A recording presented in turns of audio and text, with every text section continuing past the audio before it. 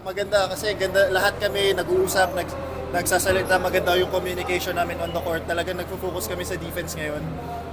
I think as compared sa mga previous conferences, mas maganda yung chemistry ngayon. Kumusta yung chemistry nyo with with Paul? Sobrang swabe ng chemistry namin kasi sobrang bait ni Stephen Holt sobrang bait na tao. Sobrang unselfish. There are times na kailangan ko pa siya i-remind na Stephen, kailangan mo maging mas aggressive kasi pag mas aggressive ka, mas malakas tayo. Mami, sa mga defense yung parang one of the focus of the Yeah. team right now.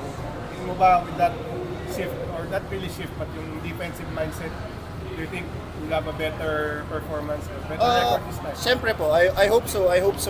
Siyempre, small sample size lang naman to eh.